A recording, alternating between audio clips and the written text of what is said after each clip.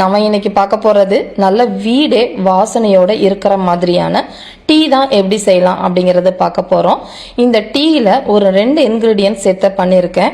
அதோட நல்ல சூடா நமக்கு குடிக்கிறப்ப காலையில இருந்தாலும் மாலையில இருந்தாலும் நமக்கு நல்ல ஒரு புத்துணர்ச்சி கிடைக்கும். இப்ப நம்ம டீ செய்யறதுக்கு நான் இன்னைக்கு ஒரு 1/2 லிட்டர் அளவுக்கு பால் காய்ச்சிக்கிட்டு இருக்கேன். இதுல இருந்து நான் 1 டம்ளர் தான் பால் எடுத்துக்க போறேன். டீயா இருந்தாலும் காஃபியா இருந்தாலும் நல்ல ஒரு ஃப்ரெஷ்ஷாக பால் காய்ச்சிட்டு செஞ்சோம் அப்படின்னா அதோட டேஸ்ட் நல்லா இருக்கும். இது பால் இந்த சைடு காஞ்சிக்கிட்டு இருக்கப்பே நம்ம டீக்கு தேவையான அந்த மசாலாவை வந்து இடித்து ரெடி பண்ணிக்கலாம். இப்போ இதுக்கு இந்த மாதிரி இடிக்கிறதுல ஒரு 3 ஏலக்காய், அதாவது 1 டம்ளர் டீக்கு 3 ஏலக்காய் நான் சேர்த்துருக்கிறேன். இந்த 3 ஏலக்காவோட ஒரு 1/4 டேபிள் ஸ்பூன் அளவுள்ள இந்த மாதிரி பொடியாக நறுக்கின இஞ்சி சேர்த்துக்கோங்க. இது 2 சேர்த்தா போதுமான அளவு. இதை 2ஐயும் சேர்த்து நல்லா இடிச்சிட்டு நல்லா ஒரு விழுது மாதிரி இடிச்சுக்கணும். ஏன்னா ஏலக்காவோட விதை நசுங்கினாதான் நம்ம டீ டிகாஷனில் அதோட ஃப்ளேவர்ஸ் வந்து நல்லா இறங்கும். இந்த மாதிரி பவுடர், மசாலா பவுடர் போட்டு நம்ம டீ செய்கிறத விட இந்த மாதிரி ஃப்ரெஷ்ஷாக நம்ம இடிச்சிட்டு டீ போட்டு பாருங்க, அதோட டீயோட ஃப்ளேவர் வந்து நமக்கு நல்ல ஒரு வாசனையோட இருக்கும். இப்போ இந்த சைடு பால் அடுத்த அடுப்பில் நான் மாற்றி காய்ச்சிக்கிட்டு இருக்கேன். இப்போ டீ டிகாஷனுக்கு தேவையான அளவு இப்போ தண்ணி ஊற்றிக்கலாம். அதுக்கு நான் இந்த 1 டம்ளரில் தான் இப்போ டீ செய்ய போகிறேன். அதில் 3/4 டம்ளர் அளவுக்கு இப்போ தண்ணி அதில் பாத்திரத்தில் டீ டிகாஷன் செய்கிற பாத்திரத்தில் ஊற்றிக்கோங்க. இந்த சூடாயிட்டு இருக்கப்பே 1 டம்ளருக்கு 1 டேபிள் ஸ்பூன் அளவுள்ள டீ பவுடர் எந்த பிராண்டாக இருந்தாலும் பரவாயில்ல 1 டேபிள் ஸ்பூன் அளவுக்கு சேர்த்துக்கோங்க.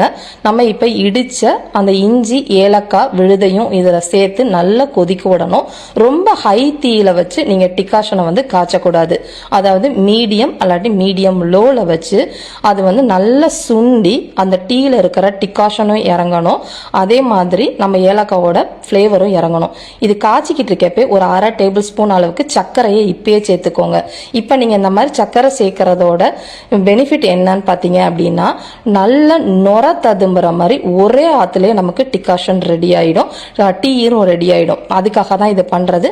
அதுக்கப்புறமா தேவையான அளவு சர்க்கரையை கொஞ்சம் லேட்டாக கூட நீங்கள் சேர்த்துக்கலாம். இப்போ பார்த்தீங்கன்னா ஒரு 5 நிமிஷம் மீடியம் தீயிலேயே அது பாதி அளவுக்கு வர அளவுக்கு நல்லா சுண்ட விட்டுருக்கிறேன்.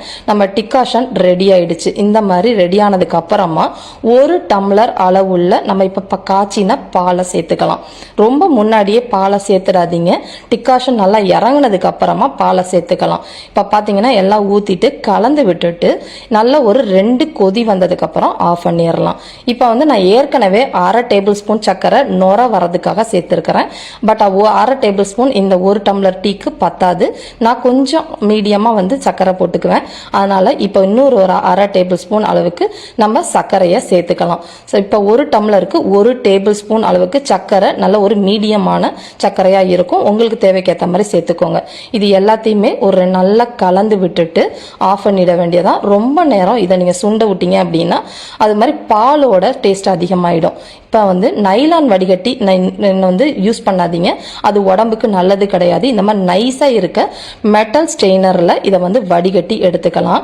இப்போ பாருங்க, நான் 1/2 டேபிள் ஸ்பூன் டிகாஷன் காய்ச்சறப்பே சர்க்கரை போட்டனால இப்போ நம்ம எடுத்து ஒரே ஆற்றுலேயே உங்களுக்கு நல்ல நொர ததும்ப வரும். இதுதான் அதோட சீக்ரெட். ஏன்னா இப்போ நீங்கள் சர்க்கரை போட்டு 2-3 ஆற்று ஆற்றுனீங்கன்னா சூடாக நம்மளால டீ குடிக்க முடியாது. ஒரே ஆற்றுலேயே நல்ல நொர ததும்பி நல்லா கமகமக்கிற மாதிரி நல்லா நம்ம புத்துணர்ச்சி கொடுக்குற டீ வந்து ரெடி ஆயிடுச்சு.